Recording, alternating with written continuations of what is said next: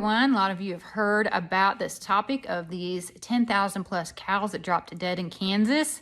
So I'm going to have a little look here to see what exactly is going on. Please go ahead and hit the like button.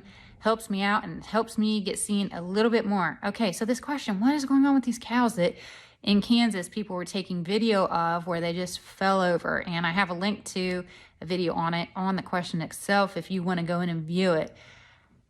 Honestly, quite a sight, super alarming. If you were to witness that, even seeing it in the video, I'm sure is not even as impactful as seeing it in real life. Incredibly alarming. Immediately I realized it was intentional, but the real question is why and how? Why would someone do this and how are they doing it? They're trying to destabilize the food supply so they can be the solution to the problem that they create. How do you make money? You create both ends of it, the problem and the solution. Then I got that there's also an agenda to force people into this vegetarian, vegan diet, processed food diet. And if people aren't going to do it willingly, they're going to drive the price, one, so high because of food scarcity, and they're going to reduce and limit the access because of the price. So you're either going to pay for it or you're not going to be able to have it. So people are indirectly forced into the food that they want us all to eat, their manufactured food. Unless you have the money to buy the higher priced true meat, you're going to be bottlenecked into these other options and alternatives that they put out there.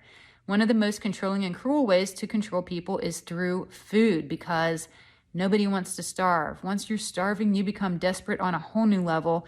It might take a while for some people to get there and longer for others, but ultimately, if you starve people out or you're watching your family member starve, they will control you through that. They want the ultimate control of this basic need that every single one of us has. I see they have two tactics to attack the livestock and or the crops. And you're going to see growing crops be hurt just as well as livestock. One is through the food source, tainted grain and fertilizer, and the other is through chemtrails, because they can rain it down on you and there's nothing really people can do to stop it. They seek out big farmers or regions that aren't on the agenda plan, and they find ways to sabotage their farms. So if you're in agreement and you want to grow all their, alternative type foods, you're going to be in thick with them and you'll probably be protected. But if you go against it and you stand true to what you believe and you want to have pure food, pure nutritious food, you're going to be on a list too, and they're going to have their eye out for you. I got that these cows consumed tainted grain that increased their blood pressure. That's what I got. And the man-made heat wave then triggered strokes, and it was on a massive, massive scale.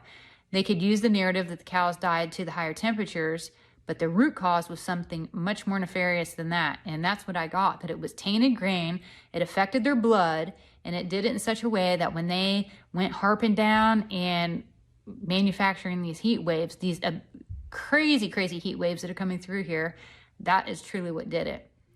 And that's all I have for this reading. Be curious your thoughts. Do you live in this area? Did you get a picture and witness it? If so, please, please drop a line. I'd love to hear from firsthand information as well. And that's all I have for now. Again, I'm Lynn with Psychic Focus at psychicfocus.blogspot.com. Thank you. Bye.